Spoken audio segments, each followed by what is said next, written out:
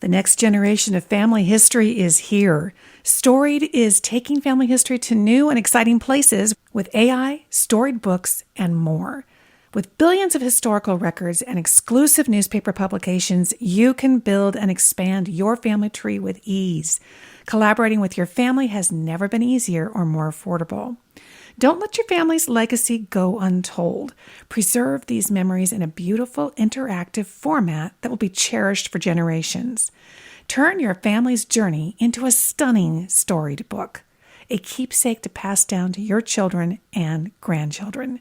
Visit Storied today and get started for free. That's Storied, STORIED.com.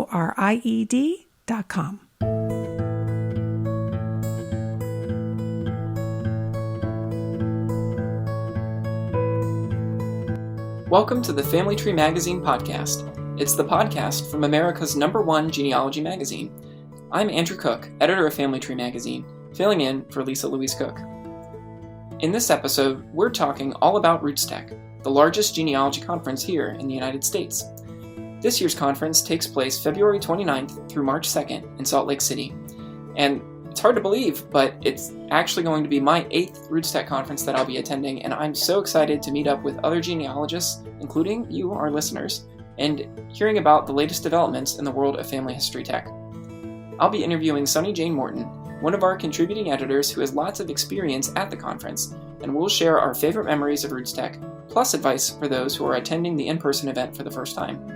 But don't worry if you can't be there with us in Salt Lake City. There is plenty that you can do online as part of the virtual portion of RootsTech, which is completely free. Let's get into our interview with Sunny to hear more about what you can expect at this year's RootsTech conference. I'm here with Sunny Jane Morton, who's a contributing editor to Family Tree Magazine and the content director at Your DNA Guide. Welcome back to the Family Tree Magazine podcast, Sunny. Thanks, Andrew. Thanks for having me. So as we're recording this, we are already about a month away from RootsTech 2024. And I thought, who better to talk to than you, who has been there as an exhibitor, as a speaker, as an attendee, and somebody who is really plugged into what's going on in the genealogy world. So, tell us a little bit about your history with RootsTech and why it's such an amazing experience. Well, my history with RootsTech, when you asked me to cover that, boy, it sent me down a real rabbit hole, I have to say, Andrew. So, okay, for context here, the first RootsTech was 2011, and there weren't a lot of people there. It wasn't already a big thing, right? It happened, and it was groundbreaking, but it was groundbreaking in a little bit less on the radar way, right? But I searched my email inbox to look at my own history with RootsTech a little bit, which is an interesting way to explore your own story, is to see what you've said in your email over the last several years. And my first mention of RootsTech goes back to 2012. Wow. And that's the first time. The first time I attended would be in 2013, but in 2012 is when the then CEO of Family Search floated the idea at RootsTech of doing a global family search tree. Like, that's how far we've come in the history of RootsTech, is that the very second one they were talking about doing it. And then by the time I attended in 2013, I'm finding emails asking where I'm asking the public affairs director at Family Search, when is this tree going to launch and what's it going to look like? And so that's really what was happening there. My first few years at RootsTech, I worked as a vendor for Lisa Louise Cook for Genealogy Gems. That's why I went. So I really give her a lot of credit for launching me into that world so early. By 2016, I was teaching, and I've been teaching every year since then. And my work with Family Tree Magazine has also intersected with RootsTech in really meaningful ways. I've had a chance now and then to cover news for you. Like, if you weren't going to be there yourself, or I've had a chance to help you send the news out to people, whether it's in a newsletter or a video interview or something like that. But I have to say, I remember one of my earliest and favorite memories of RootsTech was attending my very first media dinner. And I was seated with Dick Eastman on one side, and it was either Allison or Diane On the other side of me, I forget which one of them was there, and I can't believe that I don't remember that, because so I was feeling pretty starstruck, right, back then. And partway through dinner, it was either Allison or Diane turned to me and said something very casually, offhand, about me being put on the masthead at Family Tree Magazine as a contributing editor, which I hadn't even been told yet. So I found out at this dinner, where I'm already feeling a little outclassed and starstruck, like, oh, I've got this editor on one side and I've got Dick Eastman on the other side. And so I just about fell off my chair. Finding out. And that has meant a lot to me. I love Family Tree Magazine. I love what we do. I love the stories we tell and the ways that we inspire everyday genealogists to keep doing what we do well. And I think that's also, it fits really well with what happens at RootsTech. So I think that's been a really, really great fit. So 2017 was a really big year for me at RootsTech, Andrew, and Family Tree Magazine played a huge role in that one. So that was the year that the magazine commissioned me to research and run an analysis comparing the big four websites. So comparing Family Search, Ancestry, MyHeritage, and Find My Past. So they ended up live streaming that one. And that was nerve-wracking, because I wanted to bring out the best in each of them. And it's one thing to do it in a magazine article, but it's another thing to do it in front of the owners of all of these companies and a live audience of tens of thousands of people around the world. So I remember that this was a presentation that I actually invited several friends over, my really smart friends, to pilot the lecture with them. And I scripted it really carefully. And I was so pleased afterward that I got positive feedback from all of these companies, that I didn't alienate anybody that I needed to work with on a regular basis to get more news from them. And so that topic of the comparing those big websites, that was really huge. And I think that was really helpful for so many of our readers. Yeah. And first of all, you do such a good job comparing those. We had an updated version of that article that ran a few years ago on comparing the big four, and such a great resource. And, I think your experience for me highlights a couple interesting things about RootsTech. One is the amount of work that goes into presenting and to putting together these presentations. I don't know that attendees realize that these are weeks and months in the making. When you go to a 45 or 60-minute presentation, and it's an opportunity to really hear from and connect with not only your fellow genealogists, but also the kind of movers and shakers. So you mentioned Dick Eastman earlier. It's funny that you sat with him at that media dinner, because I was next to him or at the same table as him this previous year and was also starstruck. It's like, wow, Dick Eastman, So it's a great opportunity to hear from, the people at the big genealogy websites, from our writers and editors who are often there in attendance. So that's what stood out for me. And 2017 was also a big year of RootsTech for me, because that was my first RootsTech was in 2017. Well, that was the time period, I think, that it really started growing and just kind of started really taking off. So I had the chance to write a 10-year retrospective history of RootsTech that they asked me to do in 2020. And I had to interview several RootsTech employees for that, past attendees, and I did. Mr. Eastman's name came up again. I interviewed him for that, just because he'd been there right at the beginning, and they had a great perspective on both the technology end and the genealogy end. And from the beginning, the question was, can these communities really come together? What does forward-thinking technology have to do with backward-thinking genealogy if we're looking to the past? And that answer right now is obvious to us, because we're using things like AI and OCR and all these other technologies now to help us read the past. But back then, it was a bringing together of two very different worlds. In the RootsTech end of it is bringing together the past with the future. And that was, so they weren't quite sure how that was going to take off, but boy, has it taken off. Definitely. And the conference has looked a little different in the past couple years because of the COVID-19 pandemic. There were 2 years where the conference was entirely virtual.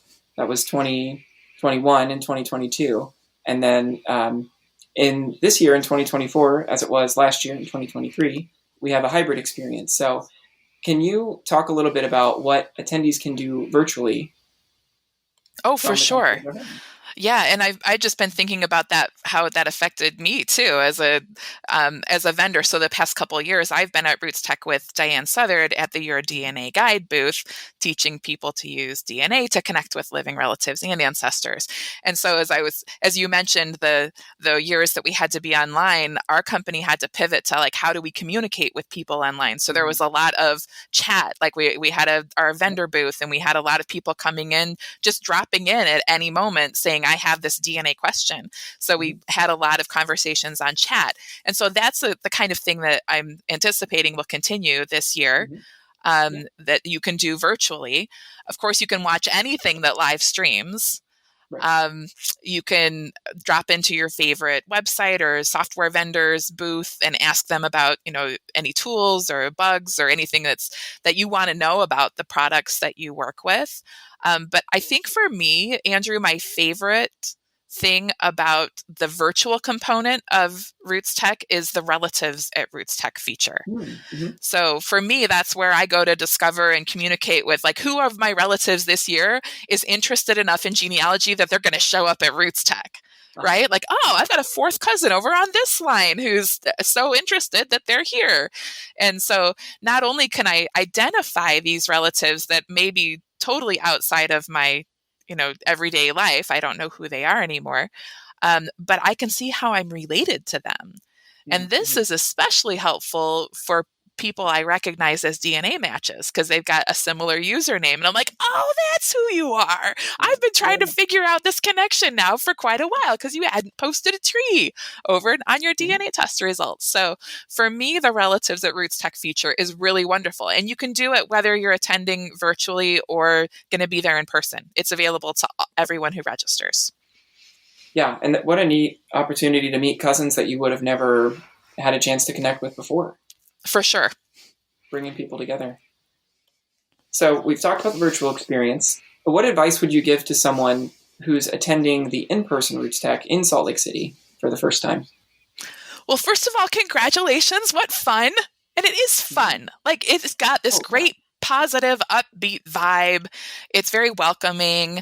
I would definitely, as far as advice goes, I would say spend some time strategizing what classes you want to attend ahead of time. So they will be posting the schedule here shortly, I understand, maybe even by the time this interview airs. So when I'm going to attend classes, which I don't get to do every year because usually I'm working so much, but when I look for classes to attend, sometimes it's actually because of the presenter. Like, I would literally go to anything so-and-so taught. But sometimes it's because a topic or an angle has caught my eye, like, oh, I haven't seen anybody come at this from this angle before, or I haven't seen this topic taught recently, or I wonder how they're going to approach that. So look carefully at what is it that you want to learn. So for me, that's something, because you are going to be rubbing shoulders with so many great presenters with so many different perspectives. I would definitely do that. And I would not be afraid to say hello to them in between. Right? Grab a selfie, say hello, ask a question. Yeah. So that's the advice I would give. I would add too that go ahead, and so the way the schedule is, it's organized by time period from 10:30 to 11:15, so-and-so speaking in whatever ballroom. And I would recommend sort of picking two choices. One that is sort of your first choice, and then a second choice if you just can't get there on time, or the room is full when you get there, because that does happen occasionally. That does happen. The organizers of RootsTech do a really good job sort of trying to anticipate what the interest in each lecture is going to be, and sort of planning them accordingly. But it does occasionally happen, so kind of double booking yourself a little bit, just in case. Because I know there have been times for me where, like, oh, the room's full and I want to go see a lecture. You're kind of panicking. So yeah, I would. That's sort of my 2 cents. That's a plan B option. Very good. I love that option. Yeah. I would also add, so Sunny and I are both Ohioans, and it's relatively flat here in Ohio. And Salt Lake City is very not flat. So the change in elevation always takes me by surprise a little bit.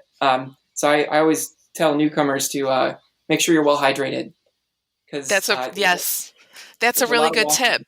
walking. Yeah. Yes. And I would also say try to get outside. I know everything Mhm. happens inside and I know it's cold and I know by the time you're done with everything you want to do at Roots Tech it's probably dark, but those mountains, Oh, gorgeous. I love those flying like over them. you fly into it or you drive into it, however you arrive, they're beautiful, but they're still there. And you walk out of that conference center and you're like, oh yeah, I'm in the middle of this gorgeous place here that looks like a movie set. It never not doesn't look like a movie set to me. It always does. It's just so beautiful. It really is. Yeah. And one more. I know this is turning into quite a long list of advice, but Okay.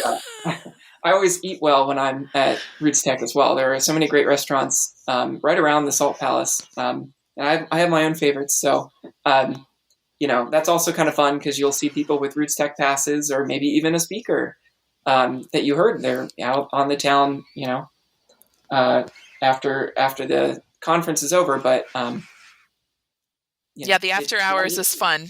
Yeah. Mm-hmm. Yeah. And I think that it's especially fun. And I remember being with a couple people who were kind of new to it and weren't really sure like you know people and you're going to go off and be with them, but I don't really know anyone. I'm like, well, this is your chance. Yeah. Like find a group of people that you all are excited about talking about German roots or DNA or whatever it is and go to dinner together. It's okay to, meet a stranger, like not one-on-one necessarily. That's maybe not, stranger danger, but like find a group that you all kind of vibe together nicely and go enjoy a lunch or dinner together. I think that's one of the great things about Roots Tech is meeting people who actually want to talk about all of this stuff in our awesome hobby. Right. Because I know sometimes when I tell people what I do, I kind of get that blank stare of like, why would anybody want to talk about genealogy all day? And because it's fascinating and everyone's got a family and to be so close to people who are also just as passionate as you are. For sure. It's hard to overstate how valuable that can be. So that kind of dovetails into my next question is, what's your favorite memory from Roots Tech? Well, I have to say that I would be hard-pressed to top last year. And this is why. I met Steve Morse, the guy behind the One Steps Tools website. Wow. I may have fangirled all over him. And if you happen to be listening, Steve, hi, I'm blushing. I really loved meeting Steve. We had several lovely conversations. We just kept running into each other again. And he's just so smart. He's unassuming, kind of humble. He doesn't say a whole lot, but he has really good things to say when he does. He came to some of my lectures. He had a really great question for me. And fortunately, I had an answer for him that I wasn't stammering too much. But, he's just one of many. I could list so many wonderful, gracious, smart heroes of mine that show up at Roots Tech and that I have these encounters with, and they're really lovely. But meeting Steve Morse was a highlight last year, for sure. Yeah, that really, talk about being starstruck. Yeah. Yes, I was. I think he stopped by the Family Tree magazine booth, and I might have said hi to him. I think it was a passing, just, hey, I know your website. Thanks for doing what you do. It's like, oh, I know who you are. Yeah. But, and that's one thing that I love about our world, because we have our own celebrities here in the genealogy world. And it's really fun to meet them and to listen to them and to kind of rub shoulders a little bit. That's something that's fun about Roots Tech. Oh, absolutely. Yeah. So we kind of alluded to this earlier. So at Roots Tech, it's a collection of sort of the best minds in genealogy. You've got speakers and experts, and you've got some of the key companies. Ancestry has a large presence there. MyHeritage has a large presence there. Family Search obviously is hosting the event and has a large presence there. And often there are some big announcements that accompany these presentations at Roots Tech. So, Sonny, I'm hoping we can kind of put on grab our crystal ball and kind of what kind of big website announcements have been made in the past, and are we foreseeing anything in particular this year without predicting badly? Yeah. Yeah, we don't want to predict badly. And if there's stuff that we might know about because we're getting ready to report on it, we also don't want to break embargoes. But it's the game changing stuff. Everybody, Mhm. it's funny because RootsTech actually changed the way that we communicate with each other in the genealogy world. Well, let's save Mhm. that launch for RootsTech. Yeah, Like we time things absolutely. around it, right? Yeah. Like, well, what new product is going to be launched there, or what new talking points do we have to capture people's attention? So it's the game changing stuff that you happen, and you can benefit from this whether you're at RootsTech in person or whether you're just kind of Yeah. chiming in on social media or whatever. You can start watching for the flood of information and announcement that's going to come your way. Sometimes it's interesting because sometimes they're actually announcing something that is happening that they're launching, and sometimes they're testing the waters. You remember I mentioned back at the beginning of our conversation where they were talking at Family Search, the Family Search people were talking about maybe they'll launch this Mhm. family tree of the world. Right. And that gave everyone a chance to wrap their head around it, and they could get some feedback on that initially. Okay, what are going to be people's concerns and questions, and how is this messaging going to go over with people? We're going to want to be ready to answer these questions when it finally launches. So sometimes you'll see announcements that really could just sort of test the waters. We're hoping to do this, or we're thinking Mhm. about this. They're just looking for that crowd response. So that said, I expect we'll see lots of conversation about AI tools and Mhm. even more discussion of how they fit into what we do. Yeah, the authenticity and the accuracy and all the other questions that come up. What about you? What are you looking for?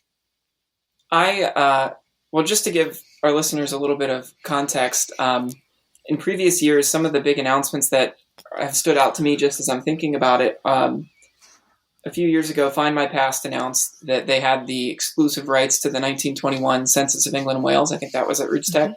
Mhm. Um, the Virtual Record Treasury of Ireland project. I don't know if it was announced at RootsTech. I remember hearing about it for the first time at RootsTech. So, these kind of bigger scale records initiatives are always really exciting if you find out. I think Find My Past 1 year also announced the launch of the Catholic Records Yeah, the project in the Catholic United Archive. States. Yeah. Um, Yeah. and now that you are jogging my memory, I remember the year that Ancestry announced Through Lines and MyHeritage announced Theory of Family That's Relativity right. within hours of each other. And Yeah. those of us who were getting ready to share the news with everyone knew that both of them were coming. And we just Mhm. weren't quite sure of exactly what the time frame was, and then how do you message them, because they have some similarities, but they're also different in certain ways. So that was also really exciting. That was one of the first ways that we saw the genealogy come together with the genetics in a meaningful way. So that's one of the announcements, or two of the announcements, that really excited me. Yeah. And I like what you said earlier about how these announcements sometimes aren't breaking news in the sense that they will look kind of forward and backward. That here's a collection of things that we've already kind of done, and here's sort of what's new. But also here's a tease of what is happening in the future. It reminded me of the MyHeritage presentation last year, where they sort of teased the idea of their new photo apps, but without like taking the full step of saying it's available now. So it's sort of a neat opportunity to just sort of hear about what's going on. And I should add that each of the major companies do usually have some sort of what's new at Ancestry, what's new at MyHeritage. So look for those on the syllabus when they come out.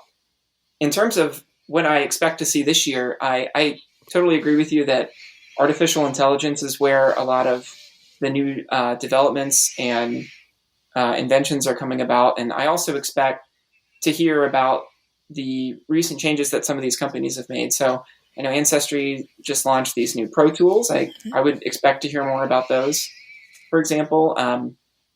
And I was referring back to big records releases. I have no inside scoop about anything that would be announced, but my ears always perk up for that kind of information too. Like, what's the next big record set that is going to be made available? What new tech innovations are coming about? As far as those record releases, I used to report on those a lot, and the numbers just got so big for a while, a collection of hundreds of millions of this and that, the city directories, the wills, and it can be a little bit mind-boggling. And then when there's not those announcements, you can feel like, well, is nobody curating any more records? Is everything that they're going to digitize been digitized? And know that digitization continues. And I think what I got used to looking for was and rather than what's the biggest record set coming out, by numbers, it's what's the most game-changing record sets that are coming out. And maybe it's the first time civil records have been released from a certain part of the world or a certain time period or for a certain category of people.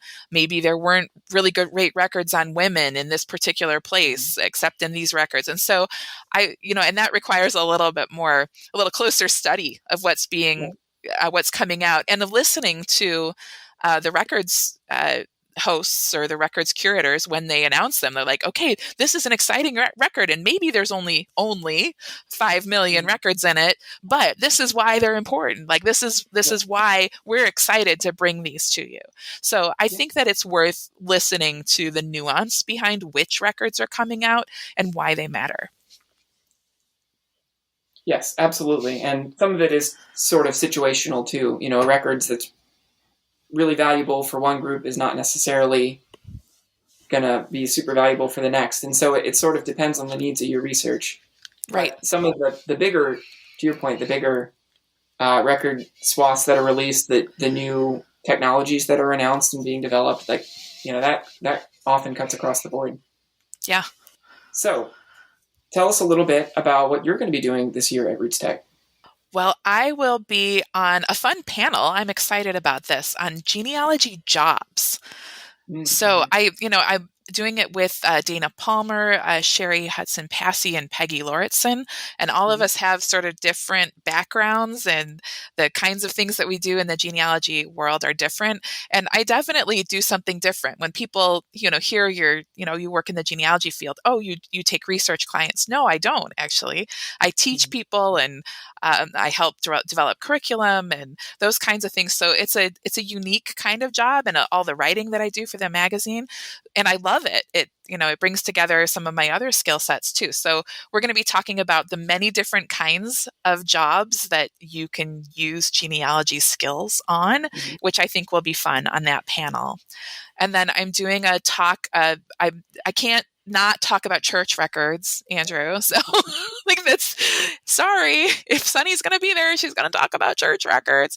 So I'm giving a talk this year on tracing my Latter-day Saint immigrant ancestors from England to the United States and the kinds of records that you can look for if you're looking at that population group. And then the last one I'm super excited about because you've been involved in helping it come about. I'm teaching, last year I taught a class called Help, There's No Class on Researching My Ancestral Homeland. And if I remember right, you came to that one and we had some great conversations afterward. And you're like, I think this really hits some pain points for a lot of our readers is that, and one of the problems that you have to face as an editor is I can only put so much in print. And do I run another article on England and Scotland, or do I do Bolivia? Right. Exactly. So nobody's done Bolivia, but there's maybe only this many readers who would need that. So who do I serve? And that's a challenging question for all genealogy educators. And so I did a class basically on how to create your own guide to whether you're researching in, Bolivia or Bali or wherever.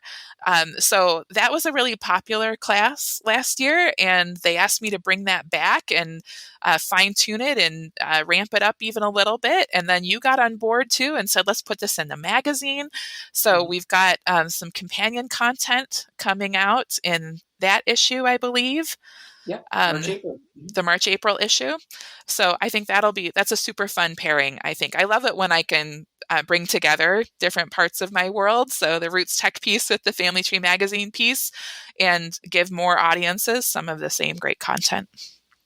Yeah, and I'm speaking a little ahead of the publication, right? Because I've already worked on the piece, but it really is a great article and a great resource. And we'll be, if you're on the ground there in Salt Lake City, you can grab a free copy of the March-April issue that contains this article that Sunny's talking about at our booth. So definitely be sure to do that and to stop by Sunny's lecture. Once the schedule is available, you'll be able to find it there. Sunny, where can our listeners keep up with you? In the pages of Family Tree Magazine is really a great place to do that, or over at Family Tree University when I'm teaching courses there. I get a lot of great questions from people. I'm over at Diane Southard's YourDNAGuide.com, available there. If you've got DNA questions, send them our way, and then we have an expert team who can answer some of those. But I'm also just really easy to find on Facebook. So you can find me there and have a conversation. All right. Well, I've been talking to Sunny Jane Morton. She's one of our contributing editors here at Family Tree Magazine and the content director for Your DNA Guide. And thank you so much, Sunny, for taking some time. And hey, I'll see you in RootsTech. Thanks, Andrew. Thanks so much for joining me for this episode of the Family Tree Magazine podcast. This is the show from America's #1 genealogy magazine. If you'll be at RootsTech this year, come find us at the Family Tree Magazine booth in the exhibit hall. As I said in my interview with Sunny, we'll be handing out free copies of our March-April issue. You can learn more about RootsTech and what we at Family Tree will be doing during the conference in this episode's show notes page, which you can find at familytreemagazine.com/genealogy-podcast. There, you'll also find a huge back catalog of past episodes full of topics that will help you in your genealogy research. When you stop by the website, be sure to sign up for our free newsletter. That's the perfect way to stay in touch with Family Tree Magazine and get all the latest and greatest news, plus the announcements of each and every new podcast episode. I'm Andrew Cook, editor of Family Tree Magazine, and until next time, have fun climbing your family tree.